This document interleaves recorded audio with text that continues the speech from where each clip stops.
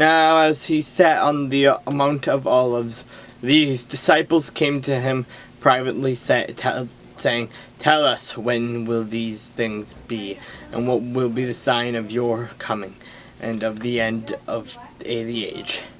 And Jesus answered and said to them, "Take heed that no one deceives you, for many will come in my name, saying, 'I am the Christ,' and will deceive many. And you will hear of wars and rumors of wars. And see that you are not troubled, for all these things must come to pass, but the end is not yet. For nation will rise against nation, and kingdom against kingdom.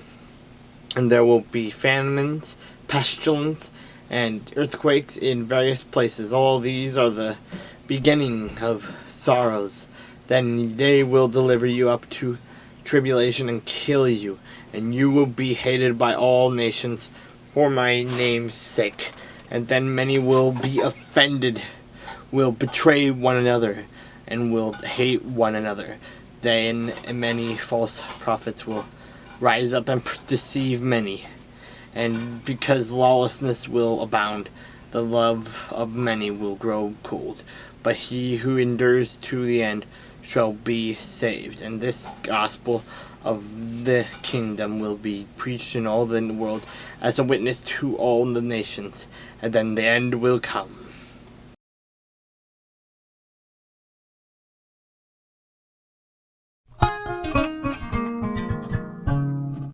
And when the adversaries of Judah and Benjamin heard that the descendants of the captivity were building the temple of the Lord God of Israel, they came to Zerubbabel and the heads of the fathers' houses, and said to them, "Let us build with you, for we seek your God as you do, and we have sacrificed to him since the days of Esarhaddon, king of Azariah, who brought us here." But Zerubbabel and Joshua, and the rest of the heads of their fathers' houses of Israel said to them, "You may do nothing with us to build a house for our God, but we alone will build to the Lord God of Israel, as King Cyrus the king of Persia has commanded us." Then the people of the land tried to discourage the people of Judah. They troubled them in building.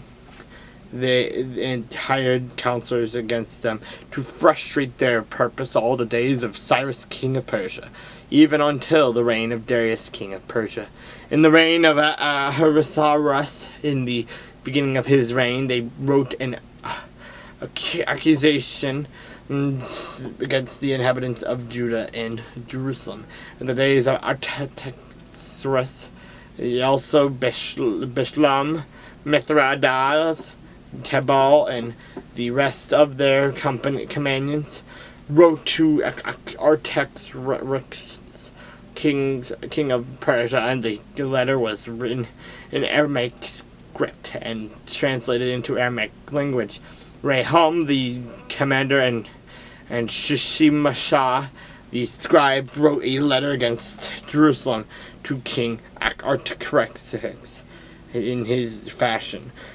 From Raham, the commander, Shimshai, the scribe, and the rest of their companions, representatives of the Danites and Apharathites, the Teraphelites, the people of Persia, and Erech, and Babylon, and Shushan, the Jahavads, the Elamites, and the rest of the nation, whom the great and noble Asmanap took captive and settled in the cities of Samaria, the remainder beyond the river, and so forth.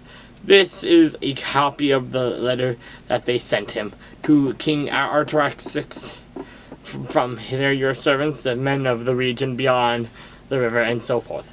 Let it be known to the king that the Jews who came up from you have come to us at Jerusalem, and are building the rebellious and evil city, and are finishing its walls and repairing the foundations.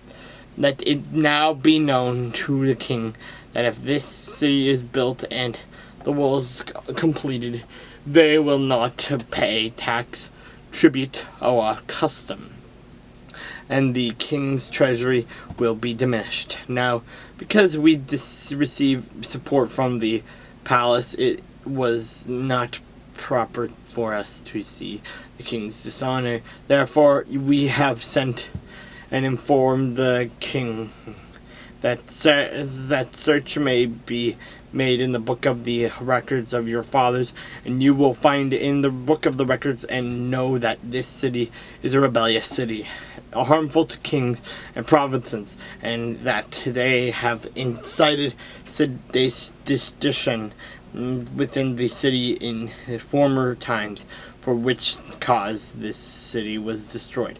He informed the king that if this city is rebuilt and its walls are completed, the result will be that you will have no dominion beyond the river. The king sent an answer, and Rehum, the king commander of Shimshai, the scribe, to the rest of their companions who dwell in Samaria, and to the remainder beyond the river, peace and so forth. The letter which you sent to us has been clearly read before me, and I gave the command, and a search has been made, and it was found that this city in former times has revolted against kings and rebellion and sedition, and have been fostered in it.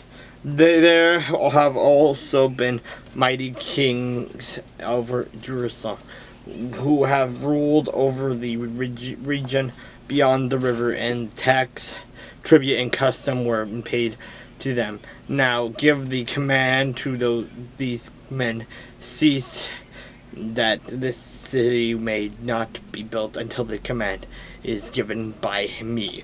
Take heed now that you do not fail to do this. Why should damage increase to the hurt of the kings?